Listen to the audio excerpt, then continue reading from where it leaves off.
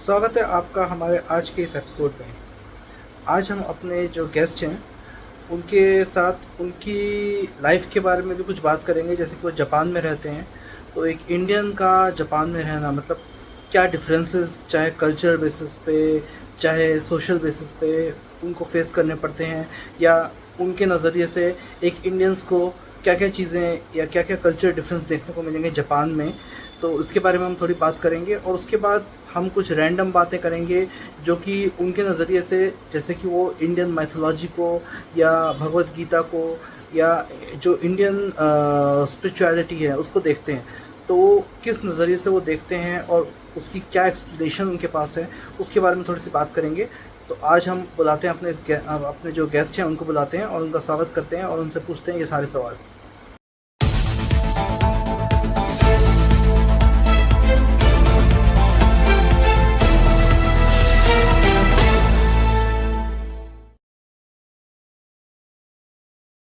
आज के एपिसोड में स्वागत है आपका।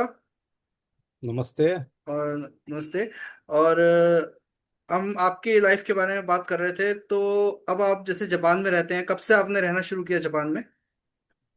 जापान में परमानेंट रहना तो ये समझिए कि 99, तो मतलब करीब 25-26 साल हो गए। अच्छा तो अच्छा। 99 में हम तो जापान में जब परमानेंट। आप रहना शुरू किया तो जापान में क्या चीजें आपने, मतलब यहाँ जैसे आते हैं या जापान जाते हैं तो कल्चर डिफरेंस या सोशल डिफरेंस जापान का इंडिया का क्या महसूस करते हैं? दोनों में काफी डिफरेंस है वैसे तो, क्योंकि देखो कल्चर हमारा दोनों का अलग है ना। और खान पीन हर चीज में अलग है, तो इसलिए बहुत फर्क है। अगर कोई पहली बार आए तो हो सकता है उसको कल्चर शॉक भी लग सके कि एकदम उसको अपने से अलग दिखेगा सब कुछ। जैसे हमें चाइना जाते वक्त उस टाइम एकदम अजीब सा शौक लगा था कि हमने वहाँ जो देखा, जैसे इंडिया में हम देखते हैं कि लेडीज साड़ी पहने हुए हैं या पंजाबी सूट या इस तरह से हम देखते थे इंडियन कस्टम में।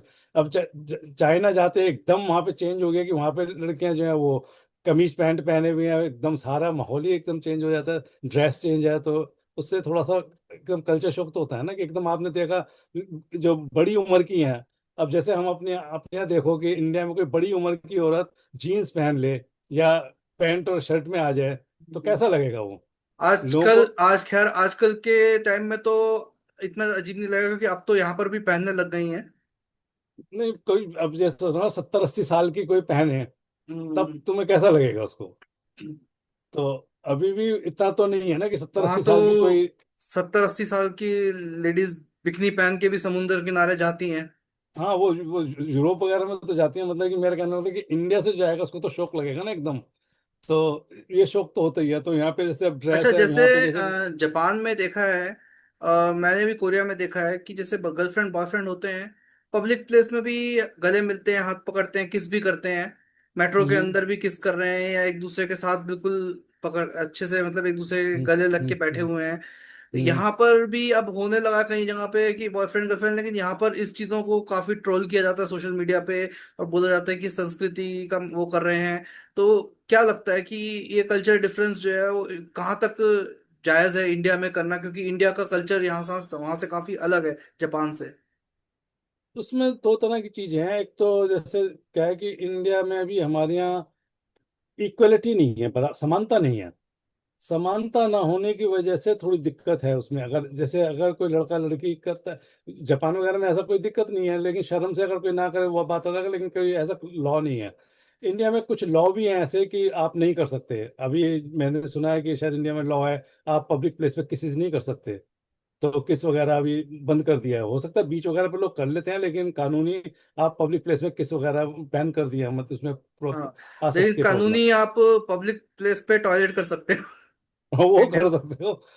तो ये चीज जो है उसकी वजह से थोड़ी दिक्कत है। लेकिन जो मैं दूसरी बात बता रहा था कि जो इंडिया में अगर खुलापन जैसे विदेशों में होता है या वहाँ होता है वो हो जाएगा, तो उसमें थोड़ी दिक्कत ये आएगी कि हमारे यहाँ समानता नहीं है।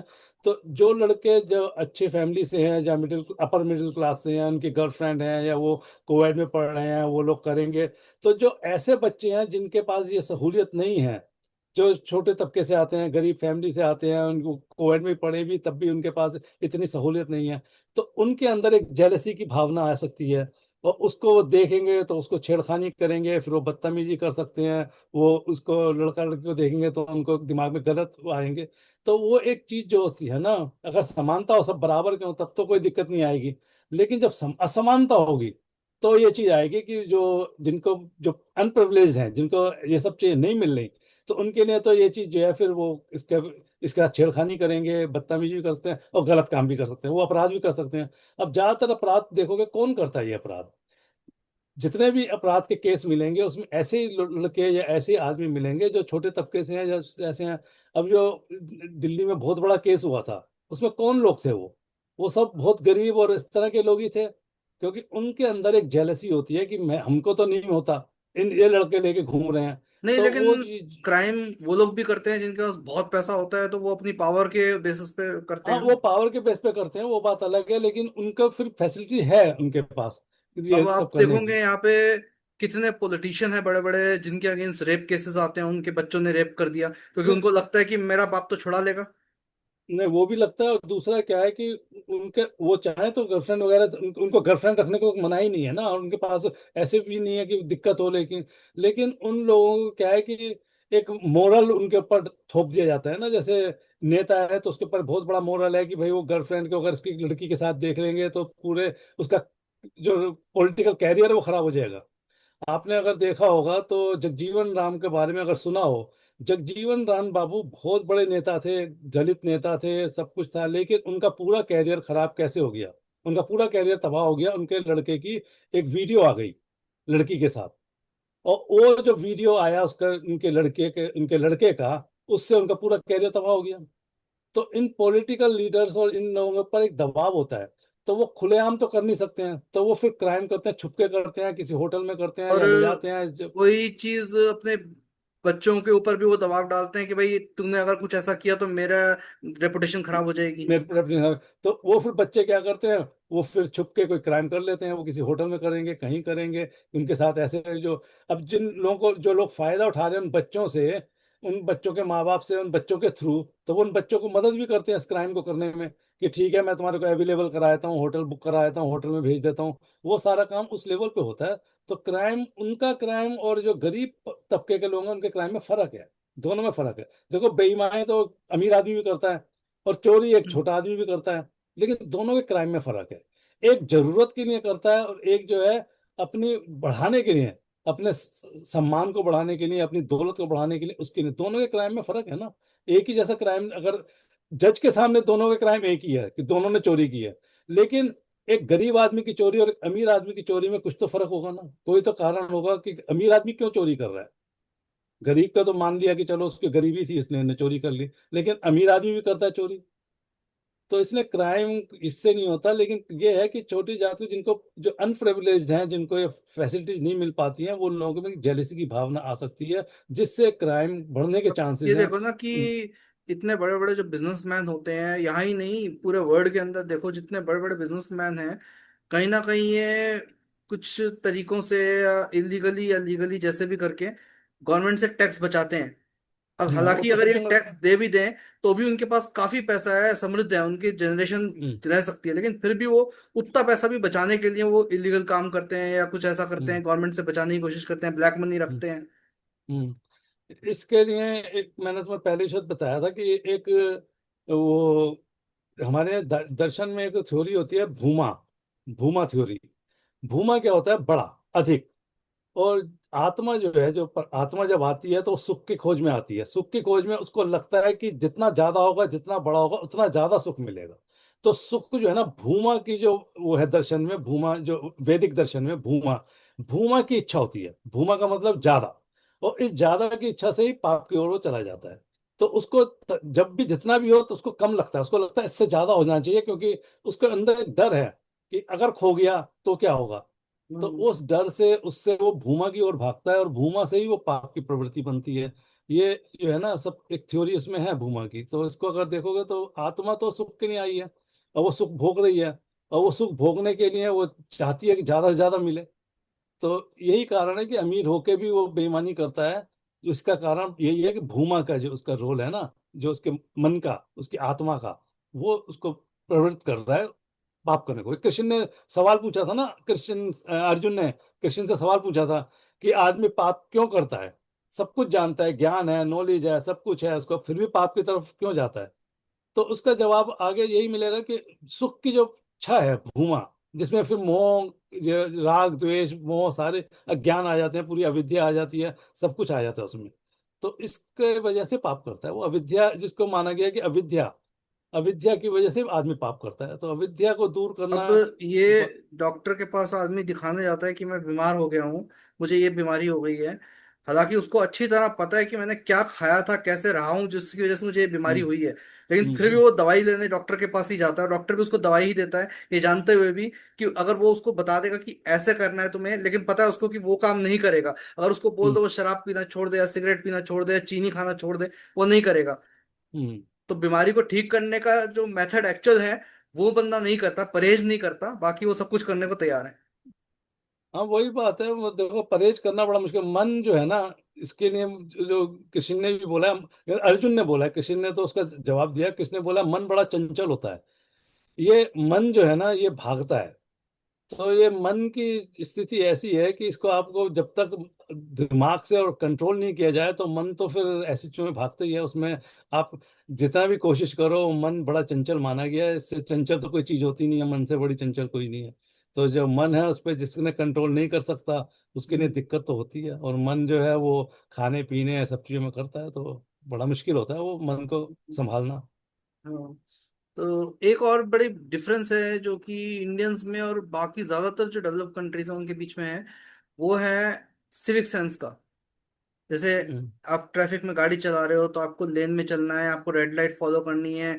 आप किसी ऐसी जगह जा रहे हो, पब्लिक प्लेस है, तो आपको म्यूजिक सुन रहे हो, कुछ है तो हल्का सुनना है या ईयरफोन लगाना ताकि दूसरा डिस्टर्ब ना हो। या आप हम्म ऐसे पब्लिक प्लेस में हो तो आपको कैसे बिहेव करना चाहिए। लेकिन इंडियंस ना सिर्फ यहाँ पर करते हैं, बल्कि शायद जापान में तो मेरे को आइडिया नहीं है, लेकिन मैंने और कंट्रीज का देखा है, कोरिया में या वेस्टर्न कंट्रीज में भी, वो वहां भी जाते हैं। अब जैसे कोरिया में तो कोई फाइन नहीं है, लेकिन फिर भी लोग कूड़ा करकट नहीं फेंकते यहाँ वहाँ। लेकिन इंडिया के अंदर लोग देखिए खुलेआम फेंकते हैं, और ये लोग बाहर भी जाते हैं तो वहां पर भी ऐसा करते हैं, क्योंकि कई इंडियंस की कंप्लेंट आई है कंट्रीज से। कई कंट्रीज ने तो बैन भी कर दिया है कि अगर किसी इंडियन को ऐसा करते देखा तो उसका वीजा कैंसिल कर देंगे। इस तरह की हम्म। कई चीजें आती हैं कि ये लोग बाहर भी जाके बदतमीजी करते हैं या लड़कियों को छेड़ते हैं। तो क्या लगता है कि क्या ऐसी चीज है, मानसिकता या साइकोलॉजी, जो कि ये लोग बाहर जाके भी, जबकि उनको पता है उस कंट्री में ऐसा नहीं होता है, उसका कल्चर भी देख रहे हैं, तो भी वो ऐसा करने की कोशिश करते हैं? उसके दो कारण देखो, जापान या कोरिया या चाइना में ये चीज थोड़ा कम होती है, कम कर सकते हैं, ज्यादा करने का उनको मौका मिलता नहीं है, क्योंकि वो यहाँ पे मेजोरिटी में नहीं है, उनकी बहुत कम है, इसलिए उनको आसपास का माहौल देखना पड़ता है, उनको उनके हिसाब से चलना पड़ता है। अब अमेरिका, कनाडा या न्यूजीलैंड या ऑस्ट्रेलिया, जहाँ इंडियन कम्युनिटी है बहुत बड़ी तादाद में, वहाँ पे क्या है कि उन कम्युनिटी के लोग ज़्यादा होने की वजह से वहाँ पे ये सब कुछ हो सकता है। उनके कारण है कि वो लोग अपने लोगों में रहते हैं, उन लोगों का वहाँ के लोगों से कोई कांटेक्ट ज़्यादा होता नहीं है। अब तुम ये देखो, जो कहता है कि मैं अमेरिका में रहता हूँ, उसका कितने अमेरिकन से कांटेक्ट है ये मालूम करो ना। उसका किसी अमेरिकन से कोई कांटेक्ट खास नहीं होगा, हाँ नौकरी में या कहीं जा पढ़ रहा है वहाँ पे थोड़ा बहुत होगा, लेकिन उसकी जो अपनी फैमिली और अपने जो रिलेशन और अपने संबंध है वो इंडियंस में ही होंगे, उसी कम्युनिटी में रहेगा वो अगर शादियां भी करते हैं तो ज्यादातर कम्युनिटी में करते हैं, वो पूरी कम्युनिटी को वहाँ। तो उस कम्युनिटी की आदतें फिर कैसे छूटेंगी। अब एक कम्युनिटी की आदत यहाँ पे जो है, वही आदत अगर वहाँ पे एक बड़ी कम्युनिटी बन गई तो वो आदत उनकी छूटेगी नहीं, वो हाँ, कंटिन्यू एक्चुअली रहेगी। ये देखा है कि जो लोग जैसे अमेरिका वगैरह में जो इंडियंस रहते हैं, एक तो वो रहते हैं इंडियन कम्युनिटी में, उनके आसपास जो रहने वाले होंगे सब इंडियंस ही होंगे, वो हाँ वही। फॉरेनर्स की कम्युनिटी में रहते नहीं। कौन। दूसरा, वो इंडिया में रहने वालों से भी ज्यादा कंजर्वेटिव और रिजर्व टाइप के होते हैं, वो और ज्यादा संस्कार और संस्कृति और इन जैसी चीज भाई के पीछे। उनकी पहचान ही वो है वहाँ पे। सबसे बड़ी दिक्कत यह है कि वो अपनी एक पहचान, हर आदमी के पीछे क्या होता है कि एक ये होता है कि मेरी पहचान क्या है, हर आदमी अपनी पहचान पे ढूंढता है। तो जब वो वहां जाते हैं उनको ऐसा लगता है कि वो मेजोरिटी के बीच में अकेले से लगते हैं, तो उनको अपनी पहचान को मजबूत करना होता है कि हम भी हैं, दिखाना होता है ना कि मैं भी हूँ कुछ भाई, हम भी हैं, हमारा भी कल्चर है, हमारी भी सभ्यता है। तो वो जितना बढ़ा के दिखा सकते हैं उतना ही दिखाएंगे। हम्म। तो ये जो होता है ना, मैं, अहंकार, अहंकार जो पैदा होता है कि भाई मैं भी हूँ, तुम लोग ये बोलोगे तुम्हारा कल्चर है, तुम्हारी कंट्री है, ठीक है तुम्हारी कंट्री है, तुम्हारे यहाँ पैसा है, लेकिन मेरा भी कल्चर है, मेरी भी। तो उसमें वो ज्यादा से ज्यादा अपने उसको दिखाने की कोशिश करते हैं, अपने कल्चर को। हम्म। तो इसलिए वो ज्यादा रिजिड हो जाते हैं। तो इसलिए जो विदेश में रहने वाला होता है वो ज्यादा धार्मिक हो जाता है, ज्यादा रिजिड हो जाता है, वो अपनी संस्कृति, आस्था, योगा, पता नहीं क्या क्या बातें करनी शुरू कर देता है, जबकि और वो इंडिया में जबकि रहेगा मैंने तो नहीं देखा है करेगा। कि बाहर की कंट्रीज वालों से पूछते हैं, जैसे अमेरिका से पूछो, या किसी अमेरिकन से पूछो, या किसी जापानीज से पूछो, वो 36, मतलब मैं एज अ फॉरेनर अगर किसी से पूछूं, वो कोरियन से पूछूं, तो कोरिया के बारे में वो बहुत सारी चीजें बुरी बता देगा कि यार हमारी कंट्री में तो ये बहुत बुरा सिस्टम है, ये बहुत बुरा सिस्टम है। हम्म। अब इंडिया में रहते हम देख भी रहे हैं कि यहाँ पर क्या क्या चीजें खामियां हैं, सोशल प्रॉब्लम्स क्या हैं। लेकिन वो बाहर कोई उनसे इसके बारे में पूछे तो वो इसको एक्सक्यूज की तरह से समझाते हैं कि नहीं, ये इस वजह से ऐसा होता है, वरना तो हमारे यहाँ कोई प्रॉब्लम नहीं है। मतलब वो उस प्रॉब्लम को कहीं ना कहीं पर्दा डालने की कोशिश करते हैं। ये एक क्या है कि हमारी जो बुरी चीज नहीं है, अच्छी चीज भी है, लेकिन इसको बुराई की तरफ चली गई है, ये इसलिए दिक्कत हो रही है हमारे यहाँ जो है ना, ये बुराई की तरफ चली गई है। वरना जब वैदिक हमारे यहाँ बोला जाता है, वैदिक कल्चर, वैदिक कर्म में बहुत छूट होती है, तर्क पे बात करते थे, तर्क में बहुत मजबूती से बात करते थे, अपने तर्क रखते थे। वहां पे देखो जितने वैदिक तुम वो पढ़ोगे उसमें तर्क होता है, वितर्क होता है। तो वो चीज हमारे यहाँ शुरू से है, इसकी आदत पड़ चुकी है, वो हमारे संस्कार में आ चुकी है तर्क करना। तो हम बहस बहुत करते हैं, ये बात है ना कि हम लोग बहस बहुत करते हैं। कोई बात करेगा तो हम उसकी काट करेंगे, नहीं भाई ऐसा नहीं होता।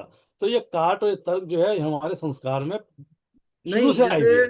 कई चीजें ऐसी हैं, जैसे हमारे यहाँ रोड्स की कंडीशन है, इंफ्रास्ट्रक्चर है। अब तुम किसी को जाके ऐसे में बोलो कि हमारी इकोनॉमी जो है फोर्थ लार्जेस्ट इकोनॉमी हो गई है, किसी जापानीज को बोलो कि हमारी इकोनॉमी जापान को ओवरटेक कर गई है, फोर्थ लार्जेस्ट इकोनॉमी हो गई है, तो वो क्या सोचेगा कि तुम पहले अपना इंफ्रा तो देखो, फिर उसके बाद तुम बात करो कि इकोनॉमी क्या हो गई है तुम्हारी, कि भाई तुम्हारा। देखो क्या है कि जापानी लोग जो होते हैं वो आपकी हाँ में हाँ मिला देते हैं, आपकी गलत बात में भी वो हाँ हाँ हाँ कर देते हैं, वो एकदम काटते नहीं है बात को। अगर तुमने कुछ भी बोला तो वो तुम्हारी बात को ऊपर रख के हाँ तुम ठीक कह रहे हो करके, वो मन में सोचते हैं, वो दिल में सोचते हैं कि ये आदमी क्या कह रहा है। वो अगर हंसेंगे भी तो आपके पीछे, आपके अपने आपके सामने वो आपको बड़े ही बता देंगे, हाँ हाँ आप तो बिल्कुल सही बोल रहे हो। तो इसलिए थोड़ा लोग जो है ना वो इस बात को नहीं समझ पाते हैं कि आपने कहा और जापानी ने मान लिया, इसका मतलब ये नहीं कि उसने मान लिया, उसने आपको इग्नोर करके कि हाँ ठीक है करके उसने हटा दिया आपको अपने पर। तो वो आपसे बहस नहीं करेगा, वो कहेगा बहस करने का फायदा नहीं है ना, आपसे बहस करके वो टाइम वेस्ट नहीं करेगा। वो कहेगा ठीक है हाँ तुम कह रहे हो, हाँ बिल्कुल, हाँ आप बिल्कुल ठीक कह रहे हो, वो चला जाएगा। अब उसको तो पता है ना कि क्या हो रहा है, सही क्या है और गलत क्या है। तो इसलिए वो लोग इग्नोर कर देते हैं, वो बात को हाँ में हाँ मिला लेते हैं। तो इस तरह से विदेशी लोग जो है ना ज्यादा बहस करते नहीं है, वो कहते हैं बहस करने का फायदा नहीं है। कोई बहस तो जब कर रहे हैं जिसका टाइम हो और जिसको उससे फायदा मिले। जब कोई फायदा नहीं हो रहा तो बहस वो नहीं करते। हम तो बिना बात के बहस कर लेते हैं ना, हम तो बिना चीज के बहस कर लेते हैं, जिसमें कोई फायदा ना हो तब भी बहस कर लेते हैं। तो इसलिए वो थोड़ा फर्क है हमारे कल्चर में, उसमें हमारे संस्कारों में एक तर्क करने की और बहस करने की जो आदत पड़ चुकी अब है हमारे वो। यहाँ भी क्या होता है ना कि जैसे कोई बाहर का न्यूज़पेपर है या कोई बाहर का वो है, तो वो कुछ अगर इंडिया के बारे में लिखता है कि इंडिया में ऐसा होता है, और वो तो देखो वो लिख रहा है जो उसने अपनी आंख से देखा है। कि हम्म। जैसे चाइना में कोविड के दौरान बहुत सारे वीडियोस चाइनीज फ्रेंड्स जो मेरे हैं उन्होंने भेजे थे, जहां पर इंडिया हम्म। के अंदर कई हॉस्पिटल ऐसे हैं जहां छत से पानी गिर रहा है, या हॉस्पिटल के अंदर गाय घुस गई है, या हॉस्पिटल में हम्म। डॉक्टर्स अवेलेबल नहीं है, इंफ्रा के बारे हम्म। में ऐसे वीडियोस। अब इंडियंस बोलेंगे ये लोग तो ऐसे ही हैं, ये लोग तो ऐसे ही बोलते हैं, मतलब हम अपनी उस चीज के ऊपर शर्मिंदा होना। जैसे क्या होता है कि बाहर आप अमेरिका में, जापान में, कोरिया में किसी को मोटा बोलो, तो वो ये सोचता है कि मुझे अपने ऊपर काम करना चाहिए, उसने मुझे मोटा कहा, दैट मीन्स कि कुछ तो प्रॉब्लम हम्म। है, इसने मोटा देख के हम्म। कहा है, तो मुझे हम्म। अपनी बॉडी के ऊपर काम करना चाहिए। यहाँ पर तो बंदा, मैं तुम्हारे बाप का थोड़ा ना खा रहा हूँ क्या, ये मेरे हम्म। को ऐसे, इसकी हिम्मत कैसे हुई मुझे मोटा बोलने की। यहाँ पर वो हम्म। उस चीज को ये नहीं सोचेंगे कि मेरी किसी कमजोरी के ऊपर किसी ने कुछ बोला है तो मैं उस चीज को ठीक करूं, बल्कि वो उसके ऊपर आर्ग्यू करने लगते हैं यहाँ पर। उसका कारण मैंने वो बताया ना कि जो अहंकार और जो हमारे संस्कार हैं वो आपको अपने को नीचा होना जो है ना दिखाना नहीं चाहता कि मैं किसी तरह से कम हूँ। तो इसलिए वो ये एक आदत पड़ चुकी है कि आप कुछ भी कहो तो वो अपने आप को कमजोर नहीं दिखाना चाहता। क्योंकि एक हमारे यहाँ एक चीज पड़ चुकी है कि अगर आप अपने को कमजोर दिखाओगे तो दूसरा आप पे शासन करेगा। तो आप दूसरे को शासन ना करने दो तो अपने को मजबूत दिखाने की कोशिश करो। तो ये जो संस्कार पड़े हुए हैं कि भाई अपने को इतना मजबूत दिखाओ कि ठीक है, बाद में हार भी मान जाओ, जो मर्जी करो, लेकिन शुरुआत में तो वो मजबूत दिखाने की कोशिश करते हैं कि हम भी मजबूत हैं, हमारे तर्क हैं, हमारे पास भी बहस करने को है। तो वो एक संस्कार की आदत है। वो हर देश का अपना अपना होता है। जापानी बहस नहीं करते, वो एक दूसरे से ज्यादा बात नहीं करते, कोई तर्क वगैरह ज्यादा करते नहीं है। तो इसलिए यहाँ पे जैसे हमारे यहाँ देखो, धर्म में कितने सेक्ट बन चुके हैं। एक ही धर्म में कितने कितने लोग हैं, कहाँ कहाँ गए हैं। ऐसी चीजें दूसरे देशों में नहीं होती ना, क्योंकि वो सेक्ट नहीं बनते हैं। हमारे एक ही धर्म में कितने बन जाते हैं, मुझे लगता है बहस शायद होती है। वेस्टर्न कंट्रीज के लोग ज्यादा थोड़े बहस करने वाले टाइप के होते हैं। एशियन लोग जैसे हैं वो ज्यादा बहस नहीं करते हैं, क्योंकि वो नॉर्मली भी ज्यादा बात नहीं करते। जैसे कोरिया वगैरह में मैंने देखा है कि आप सड़क पे भी जा रहे हो, जैसे हमारे यहाँ तो किसी से भी खुले बिल्कुल खुल के आप रास्ता वास्ता पूछ लेते हो, लेकिन वहां पर हम्म। ऐसे किसी से कोई पूछता नहीं कुछ। सड़क पे भी चुपचाप चल हाँ, रहे वो हैं, इधर ट्रेन के में भी लोग बिल्कुल जो है चुपचाप थोड़े रहते हैं। थोड़े जापानीज लोग मानते हैं कि वो लोग थोड़े शाही होते हैं। तो ये बात तो सही है कि जापानीज लोग थोड़े शाही होते हैं, वो बात ज्यादा नहीं कर मतलब पाते, आप ट्रेन इसलिए। में सोचो कितने घंटे आप बुलेट ट्रेन में सफर कर रहे हो, लेकिन आप सामने बगल वाले से कुछ नहीं बोल रहे हो, ना वो आपसे कुछ बोल रहा है, चुपचाप हाँ, वो अपना तो अपना काम कर रहे हैं। तो वो तो खैर है, वो अपनी किताब देखेगा या अपने, हम्म। आजकल तो खैर लेकिन खैर इस मोबाइल हाथ मामले में में होता ये है। चीज इंडिया की ज्यादा अच्छी है कि हम लोग बहुत इंटरेक्शन करते हैं। अब उतनी देर में तो ट्रेन में आप एक दूसरे की फैमिलीज को जान जाते हो। हाँ, वो बात, उसके फायदे भी हैं, उसके नुकसान भी हैं, दोनों चीज हो जाती है ना उसमें। हम्म। आप किसी को, सही आदमी को अच्छे आदमी से मिले आप, तो ठीक है। अगर आप गलत आदमी गलत सोसाइटी में पड़ गए तो वो गलत भी हो सकता है। तो इसमें हम्म। दोनों फायदा और नुकसान दोनों ही हैं। ये हम्म। लोग जो है वो अपने में रिजर्व रहते हैं, इसलिए ज्यादा बात नहीं करते अपने उसमें। जैसे अब तो आजकल तो मोबाइल हाथ में होता है, मोबाइल देखते रहते हैं। तो पुराने जमाने में वो किताब लेके चलते थे, किताब अपने ट्रेन में बैठे हैं तो किताब पढ़ रहे हैं, मैगजीन पढ़ रहे हैं, कुछ पढ़ रहे हैं। तो खाल हमारे तो कोई अगर ट्रेन में बैठेगा तो वो एक दूसरे का मुंह ताकता रहेगा, फिर मुंह ताकेगा तो कुछ ना कुछ तो बोलना ही पड़ेगा ना। हेलो हाय तो हो ही जाएगी फिर। हम किसी की तरफ देखते हैं तो देखते रहते हैं। ऐसे तुम कोरिया में देखा होगा कि कोई आदमी तुम्हारे सामने बैठा, अगर कुछ नहीं कर रहा तो तुम्हारा मुंह नहीं देखता रहेगा वो। लेकिन इंडिया में तो ट्रेन में बैठेंगे तो आदमी मुंह देखता रहेगा, तो तुम भी शर्म में थोड़ा गर्दन हिला दोगे तो फिर वो बातचीत हो जाती है।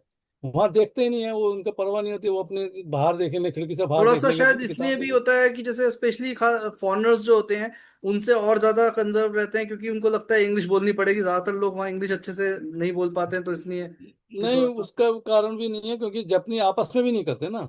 हम्म। अगर वही कारण होता तो जापानी आपस में तो बात करते, लेकिन जापानी आपस में भी बात ज्यादा नहीं करते हैं। तो हम्म। उनको जो है अपने अलग, जो है ना, एकांत ज्यादा पसंद है, एकांत में अपने हम्म। उसको, अपने टाइमिंग का। तो अच्छा, इसलिए ज्यादा एक वो चीज ये थी कि जैसे आपने गीता के ऊपर लिखा है, तो अब हम जो घर में रामचरितमानस पढ़ते हैं हम्म, उसमें एक आदर्श वो दिखाया है, भक्ति काल का वो दिखाया हुआ है। इसमें भक्ति के ऊपर पूरा फोकस जो है। जबकि अब रामचरितमानस तो राम के ऊपर, राम विष्णु भगवान के अवतार हैं, कृष्ण भी विष्णु भगवान के अवतार हैं। जबकि हम्म, उन्होंने गीता में एक तरह से देखा जाए तो भक्ति को नकारा है। उन्होंने धर्म को हम्म, या उन्होंने कर्म को जो है वो ऊपर रखा है। तो हम्म। ये आपस में एक दूसरे को काटते नहीं है, रामचरितमानस और गीता का जो लिखा हुआ है। रामचरितमानस में देखो, राम ने तो भक्ति के लिए नहीं कहा कि मेरी भक्ति करो। हम्म। मतलब वो जिस बल तरीके से लिखी हुई है वो हाँ, वो भक्ति लिखी की तरफ पूरा लिखी फोकस उसमें जाता है, लेकिन देखो गीता में उसमें भक्ति के ऊपर फोकस नहीं है, उसमें कर्म के ऊपर अ, फोकस है। गीता तो एक पार्ट है उसका, महाभारत का। तो अगर महाभारत देखोगे, मैंने पहले बताया कि इसमें जो है ना बहुत सारी चीजें बाद में जोड़ी गई हैं, जो उसमें पुराने में नहीं है, जो बाद में जोड़े गए हैं, उसमें भक्ति ज्यादा जोड़ दी गई है। अब ये देखो, गीता में भी आखिरी का जो चैप्टर है, 18वें में जाओगे तो 18वें में जो बातें लिखी हैं वो ऐसा लगता है कि गीता की बातें नहीं है, कृष्ण की बातें नहीं है, वो पता नहीं बाद में जोड़ दी गई। वो उसमें लिखा हुआ है कि जो मेरी भक्ति करेगा, जो मेरी पूजा करेगा, उसका ये हो जाएगा, जो ऐसा करेगा वो ये हो जाएगा, हाँ, इसको जैसे सब कुछ। आप ये देखो, सत्यनारायण की कथा होती है घर में। अब वो हम्म, एक बार आपने, एक तो पूरी कथा में यही बताया है कि उसने वो पूजा की और उससे उसका ये अच्छा हो गया, उसने पूजा नहीं हम्म, की तो उसका ये खराब हो गया। सारी हम्म, कथाओं में यही दे रखा है, उसके जितने हम्म, अध्याय दे रखे हैं सत्यनारायण हम्म, की। हम्म, अब उसके हम्म, अंदर ये तो उस डिटेल नहीं दे रखी पूजा में क्या किया, बस उसने पूजा की तो अच्छा हुआ, पूजा नहीं की। और वो कथा हम्म, एक बार अगर आपने सुन ली, आपको पता है वो कथा, लेकिन वो हर हम्म, बार वो कथा वो कराते हैं, जबकि आपको पता है वो क्या बोलने वाला है। वो एक ही चीज हम्म, बोलेगा, वही अध्याय हम्म, है, वही सब कुछ है, फिर भी आप हम्म, 10 बार 1000 बार उसको कथा को कराते हैं। अब वो मैं बता रहा हूँ ना कि देखो, गीता में भी आखिर में जोड़ दिया है। आखिरी अध्याय में जाओगे तो वहां पे फिर वो लिखा है, वो बोल रहे हैं कि इसको रोज पढ़ना चाहिए इसको। जो अब जब गीता में तो कृष्ण ने उसको ज्ञान दिया है। अब वो उन्होंने तो कोई प्रवचन या उपदेश ऐसा नहीं दिया कि जनता के लिए दिया हो, सबके लिए, और सबको बोला हो कि इसकी पूजा करो, इसको पढ़ो, इसको, ऐसा तो कृष्ण ने नहीं कहा होगा। जब वो युद्ध के मैदान में उसको बता रहे हैं तो उसको सिर्फ सच्चाई बताइए, उसका मनोवैज्ञानिक तरीके से उसको तैयार किया लड़ने को। तो बाद का चैप्टर जो है 18वां का आखिर में, वो तो सारा वो ऐसे ही लिखा हुआ है कि इसको जो पढ़ता है, रोज पढ़ता है, उससे ये होता है, जो दूसरों को अब पढ़ाता आप है वो एक इससे चीज होता बताओ है ना, जो। अगर तो वो ज्ञान है, आपने अगर एक बार ज्ञान ले लिया तो फिर उसको रोज पढ़ने का मतलब तो ये है कि आपको समझ में ही नहीं आ रहा है। हम्म। तो वही बात है कि उसमें सब चीजें जोड़ी हैं बाद में। इसी तरह से तुम जब रामायण पढ़ोगे तो रामायण के हर अध्याय के बाद ऐसे लिखा होगा, इस अध्याय को जो पढ़ता है उसका क्या क्या होता है, और इस अध्याय को जो नहीं पढ़ता उसका क्या क्या होता है। तो वो सब चीजें उसको बाद में जोड़ी गई हैं, वो उसमें मेन में नहीं होंगी, कभी भी नहीं रही होंगी। लेकिन ये सब चीजें जोड़ दी हैं भक्ति की वजह से, कि आप लोग भक्ति करो। और उसके इसके ऊपर मैंने जो किताब लिखी है, वो अगर पढ़ोगे तो भक्ति का मतलब क्या है, ये ब्राह्मणवाद क्यों आया, इसने बहुत सारी गलत फहमियां पैदा कर दी हैं। जो वैदिक धर्म है उससे और ब्राह्मणवाद में, दोनों में अब बहुत फर्क पूजा है। किसी भी कंट्री में होती हो, चाहे कुरान में देख लो, बाइबल में देख लो, या हमारे हिंदू धर्म में देख लो, या किसी जैन में, बुद्ध में, उन सारी जो पूजा करने के तरीके हैं, या जो पूजा में श्लोक पढ़े जाते हैं, आयत पढ़ी जाती है, या बाइबल के वर्स पढ़े जाते हैं, बेसिकली वो क्या है, वो भगवान की बढ़ाई कर रहे हैं ना, और तो कुछ नहीं कर रहे, उसके अंदर और तो कोई चीज नहीं है। हम्म। उसकी वही है स्तुति कर रहे उसमें, हैं कि वो आप ये हो, स्तुति कर। आप वो हो, आप हम्म। के भरोसे हम हैं। अपने आप को हम्म। नीचे रखना और भगवान की स्तुति करना, अपने इन सारी पूजा में एक ही कॉन्सेप्ट है, और तो कोई हम्म। कॉन्सेप्ट नहीं है। हम्म। देखो उसका भी जवाब गीता में ही दिया हुआ है, कृष्ण ने ही उसका जवाब भी दिया हुआ है। और अगर गीता पढ़ोगे तो उसमें इसका जवाब है। क्योंकि आदमी जो पूजा करता है वो किसकी करता है, देवता की करता है, देवी देवता की करता है। ईश्वर तो अलग है, ईश्वर तो पूजा कैसे करोगे, उसको तो निराकार है उसको तो इसलिए कृष्ण ने जो बोला कि जब तुम पूजा करते हो तो देवी देवता की करते हो, राक्षस किसी उसकी यक्ष की करते हो, या इसकी करते हो, तो कुछ भूत प्रेत की करता है। तो जो जिसकी पूजा करता है उसका फल वही देता है। जो देवी देवताओं की पूजा करता है उसका फल देवी देवता देते हैं, जो पितरों की पूजा करता है उसको पितर देते हैं, जो यक्षों की करता है वो यक्ष देते हैं, जो भूत प्रेतों की करता है वो भूत प्रेत देते हैं। मतलब ये कहने का है कि अगर तुम कहीं काम करते हो और किसी की बढ़ाई करते हो तो तुम्हें फल तो देगा ना, वो कुछ तो देगा ना। अगर तुम किसी अफसर के पास मिलने जाते हो और उसकी बढ़ाई करते हो और उसको ये कुछ गिफ्ट लेके जाते हो, उसको कुछ देते हो, तो तुम्हारे को कुछ मदद तो करेगा ना। तो उसमें यही बताया है अच्छा, कि तुम पूजा उसकी जो है मदद। निस्वार्थ नहीं होती है ना। निस्वार्थ तो हो ही नहीं सकती ना पूजा, तो निस्वार्थ, अगर निस्वार्थ पूजा करनी है तो ईश्वर की होती है। उसमें कोई फिर स्वार्थ नहीं होता, क्योंकि ईश्वर तो कुछ करते नहीं ना, वो तो देते ही नहीं है। आप उसकी पूजा सारे दिन करते रहो तो वो कुछ नहीं देगा, वो तो अपना न्याय तो वो अपने न्याय के हिसाब से ही करेगा वो। तो इसलिए देवी देवताओं की होती है, देवी देवताओं को तो माना गया है कि भाई, अब जैसे अंग्रेजी में, इंग्लिश सोसाइटी में लॉर्ड बोला जाता है, लॉर्ड। तो हम जो देवताओं को बोलते हैं ना, लॉर्ड, लॉर्ड कृष्णा, लॉर्ड ये, तो लॉर्ड इसलिए लगाते हैं, लॉर्ड जो तो जो सत्ता में है, और उसकी तुम बढ़ाई करोगे, उसकी कुछ करोगे तो वो भी तुम्हें भी फायदा देगा ना। तो उसमें एक जगह लिखा है कि तुम उनकी मदद करो, वो तुम्हारी मदद करेगा, दोनों एक दूसरे की मदद करके आगे बढ़ोगे। ये साफ लिखा हुआ है कि एक दूसरे की मदद से आगे बढ़ोगे। तो आप उनकी बढ़ाई करो, वो तुम्हें कुछ पैसा तो फायदा देगा, दोनों आगे बढ़ोगे। तुम उनको आगे बढ़ा रहे हो, वो तुम्हें बढ़ाएगा। तो इस तरह और वो देवता को तो। उस हिसाब से बना रखे हैं ना, कि भाई तुम्हें अगर इस डिपार्टमेंट का काम है तो उसी डिपार्टमेंट के अफसर से मिलोगे। बस अगर तुम्हें वही बात। पैसा चाहिए तो तुम सरस्वती की पूजा नहीं करोगे ना, लक्ष्मी की करोगे, हाँ क्योंकि पता है वही। कि वो डिपार्टमेंट तो उनका है। हाँ उनका है। तो इसीलिए उस तरह के पंडित से पूजा कराओगे, उसी तरह के उनसे बात कराओगे। तो ये सब एक जो है ना बिजनेस के टाइप से बना हुआ है। लेकिन उसमें क्या है, इसमें ये बताया है, अब देवता तो हम बोलते हैं देवलोक में रहते हैं, लेकिन ये हो सकता है कि वो देवता कभी पृथ्वी पे जैसे जो बड़े लोग होंगे उनको देवता बोला जाता होगा, उनको इस तरह से करने से, स्तुति करने से कुछ फायदा मिलते होंगे। तो इस तरह से तो अगर देखा जाए तो ठीक है, वो हर जगह होता है। आप अपने बॉस की बढ़ाई ही करोगे, उसकी बुराई तो नहीं कर सकते। तो ठीक है, देवी देवताओं की भी बढ़ाई बढ़ाई करते हैं ताकि उनसे कुछ मिल जाए हमें, है ना। वरना एक जो दूसरी थ्योरी है, वो देवी देवता हमारे पूरे शरीर में है। देवी देवता कुछ नहीं है, वो हमारी शक्तियां हैं। हमारी हर शक्ति एक देवी के नाम से हमने हमारी जो ज्ञान की शक्ति है, हम जिससे ज्ञान लेते हैं, उसको हमने सरस्वती मान लिया। जो हम कर्म करते हैं, जिससे हम पैसा पैदा करते हैं, मेहनत करते हैं, उसको हमने लक्ष्मी मान लिया, वो शक्ति है। तो इन शक्तियों को बढ़ाने के लिए अगर आप काम करो पूजा करने से तुम अपनी शक्तियां बढ़ाओ। हम्म। बजरंग बली की, हनुमान जी की करो तो तुम अपनी ताकत को बढ़ाओ, अपनी शक्ति को बढ़ाओ अपने अंदर ही। तो तुम इन देवी देवताओं को बाहर ढूंढोगे तो बाहर तो वो दिखते नहीं। तुम अपने शरीर में अपनी जो शक्तियां हैं, इंद्रियां हैं, उन्हीं इंद्रियों को देव मानो, उन्हीं इंद्रियों, इसीलिए इंद्र क्या है, सब इंद्रियों का ही तो लिए है ना। इंद्र नाम ही ऐसा है कि आप अपनी इंद्रियों पर विश्वास करो, उन इंद्रियों को मजबूत करो, उनसे अगर काम करोगे तो तुम्हें फल भी मिलेगा उसका। तो तो उन बेसिकली इंद्रियों को मजबूत करो। मूर्ति का कॉन्सेप्ट यही था ना कि आप अंदर तो आप देखते नहीं और बाहर आपको दिखेगा नहीं वो, तो आपको मैनिफेस्टेशन के लिए कुछ प्रतीक चाहिए उसका, तो प्रतीक इसलिए चाहिए बस, मूर्तियों का, इसलिए जैसे मूर्ति जादू बनाई टोने है। में भी मूर्तियां इस्तेमाल होती हैं। हाँ, तो वही इसमें प्रतीक का है, लेकिन उस मूर्ति को देख के तुम्हें अपने अंदर पैदा करना ना। अब तुम कहो कि मैंने लक्ष्मी की पूजा किया और धन तो नहीं आ रहा, अब ऐसे थोड़ी धन आ जाएगा, मेहनत तो करनी पड़ेगी ना, उसके लिए कर्म तो करना पड़ेगा। तो तुम्हें उस अपनी शक्ति को बढ़ाना पड़ेगा ना, जो लक्ष्मी की शक्ति तुम्हारे अंदर है, उस शक्ति को बढ़ाओगे तभी तो लक्ष्मी आएगी। विद्या की, देवी की पूजा करने से नहीं, विद्या की जो शक्ति तुम्हारे अंदर उसको बढ़ाओ, तब तुम्हारे को विद्या आएगी ना। तो वो तो एक तुम्हारे को एक प्रतीक के रूप में तुम अपनी शक्तियों को बढ़ाने के लिए कहा। बाकी देवी देवता तो हमारे शरीर में, सारे देवी देवता शरीर में ही है, वो बाहर हम्म। कोई भी नहीं है। और ईश्वर तो वैसे ही शरीर में है, वो तो सब जगह रमा हुआ है उसके। मैंने पहले ही बताया, राम शब्द का नाम ही है कि रमा हुआ, हर चीज में रमा बसा है।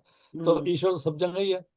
तो आप जो भी पूजा करो अपने अंदर ही कर सकते हो, बाहर जरूरत नहीं है, लेकिन तो वो। पूजा में हम जो राम बोलते हैं, वो ज्यादातर लोग ये सोचते हैं कि दशरथ के बेटे राम की बात हो रही है। हम्म, दशरथ के बेटे राम का भी तो नामकरण हुआ है ना। अब नामकरण जिसने नाम रखा तो कहीं से तो आया होगा वो नाम, ऐसे तो नहीं आया होगा कि राम नाम अपने आप आया। तो जो गुरु थे वशिष्ठ, ये नाम वशिष्ठ ने दिया ना। तो वशिष्ठ ने नाम उनको इसीलिए दिया कि वो सब में रमे बसे जो है भगवान है, उन्हीं के प्रतीक हैं ये, उन्हीं के अवतार हैं, उन्हीं के प्रतीक है, तो उनको राम नाम दे दिया। नहीं तो राम नाम तो ये देखो, परशुराम तो उनसे बहुत पहले हुए हैं। तो परशुराम के नाम में भी राम आता है, राम शब्द तो उससे पहले भी आता रहा है। तो इसीलिए ऐसा नहीं है कि राम शब्द दशरथ के राम से आया, राम शब्द तो पहले से ही है, जिसका मतलब है कि रमा हुआ है, जो सब जगह रमा हुआ है। तो उस रमे हुए को ईश्वर माना है, इसलिए उसको दशरथ के पुत्र को भगवान माना है, तो इसलिए उसको राम बोल दिया। तो वो हम्म। तो वशिष्ठ ने नाम दिया ना, नामकरण हुआ उनका तो। हम्म। अब उसमें एक श्लोक आता है, होई सोई जो राम रचि राखा। तो राम का मतलब ये नहीं है कि दशरथ के राम, वो तो पैदा हुए हैं अभी। उनके लिए शिव ने नहीं कहा, शिव ने उस ईश्वर के लिए कहा है जो सब में रमा बसा है, कि उसकी मर्जी से होता है। तो उसने अपनी मर्जी से जन्म लिया है यहाँ पे, और उस राम के रूप में, अवतार के रूप में। तो उन्होंने दशरथ के राम के लिए नहीं कहा, उन्होंने ईश्वर के लिए कहा है। तो वहां पे राम को अगर आप दशरथ का राम लोगे तो वो गलत है, वो ईश्वर का नाम है। हुई सोई जो राम रचि राखा, मतलब ईश्वर, राम से नहीं जोड़ा सकता उसको, ईश्वर मानना पड़ेगा, वहां ईश्वर को मान के सोचना पड़ेगा कि वो ईश्वर के लिए प्रार्थना की गया है शिव ने। तो हम्म। इसलिए हमारे यहाँ गलत फहमियां बहुत सारी धर्म को लेके हैं, जिसमें क्योंकि वो। जिस चीज को आप सनातन बोलते हो, सनातन तो एक वो है वर्ड है, इसका मतलब है कि अंत नहीं है, शुरुआत नहीं है। तो अगर आप हम्म, राम कृष्ण शिव, इन ये जितने देवी देवता हैं, अगर इनकी बात कर रहे हो, तो ये तो पहली बात, ये कब आए हैं? इनका अगर राम का अवतार भी देखें या उससे पहले भी जितने अवतार हुए हैं, वो सारे इंसानों के युग में हुए हैं। तो इंसानों का युग तो हम्म, कब से शुरू हुआ है? कितने करोड़ों साल बाद, उससे पहले तो कुछ था नहीं। तो ये अगर हम्म, इनकी बात करेंगे तो ये तो सनातन नहीं थे, ये तो पहले नहीं थे, ये तो बाद में हुए हैं हम्म। सब अवतार वगैरह देखो जो भी हुए हैं। सनातन तो तीन चीजें हैं सनातन, तीन के अलावा कुछ भी सनातन नहीं होता। सनातन में एक तो पहले ईश्वर जो सनातन है, जो सबका आधार है, ईश्वर को माना जाता है। दूसरा आत्मा भी सनातन है, क्योंकि आत्मा भी शुरू से ही है, वो उसका अपना अस्तित्व शुरू से है। तो आत्मा। और तीसरा जो है मूल प्रकृति, मूल प्रकृति बोलो तो अब की जिस प्रकृति को आप नहीं जोड़ सकते, जैसे अब हम जो नेचर बोलते हैं, ये नेचर नहीं, ये प्रकृति नहीं, जिसको हम बोलते हैं पहाड़ है, नदी है, ये प्रकृति नहीं, ये तो जड़ प्रकृति है। जो असली प्रकृति है उसको मूल प्रकृति बोलते हैं। मूल प्रकृति में तीन गुण हैं, जिसको बोलते हैं वो जो सत्वगुण और रजोगुण और तमोगुण। ये जो है ना, सतरजतम, ये तीन गुण जो है यही मूल प्रकृति है, इसी से सब कुछ बना है, इसी से सृष्टि बनी है, इससे जड़ पदार्थ बने हैं, इससे सारी चीजें बनी हैं। तो ये जो तीन चीजें हैं ये भी शुरू से हैं, ये भी सनातन है। तो मूल प्रकृति, आत्मा और ईश्वर, ये तीनों ही सनातन है, इसके अलावा तो कुछ भी सनातन नहीं है। बाकी तो इन्हीं से मिलके बनता बिगड़ता रहता है, इन्हीं से मिलके कुछ बनता है, इससे मिलके सब बिगड़ता है। इन्हीं का जब संगठन होता है तो कुछ बनता है, विघटन प्रकृति होता है तो नष्ट मतलब होता है। वो जिसको हम केमिस्ट्री में प्रॉपर्टी कहते हैं,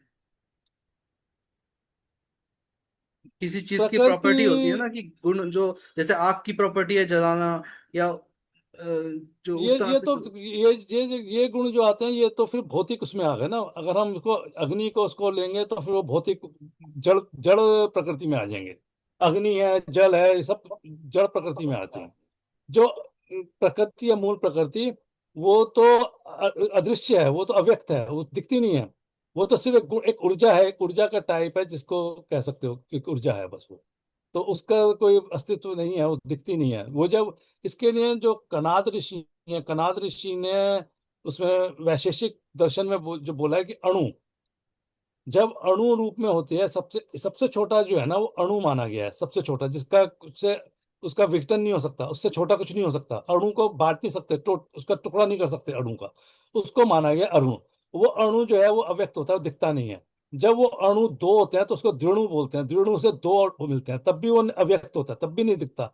जब वो त्रिवणु होता है, त्रिवणु का मतलब ये नहीं, दो दो के तीन जब मिलते हैं तो छह, छह का जब संगठन बनता है तब वो एक उसमें आता है कि दिख सकने की कोशिश में, अभी भी दिखता नहीं है।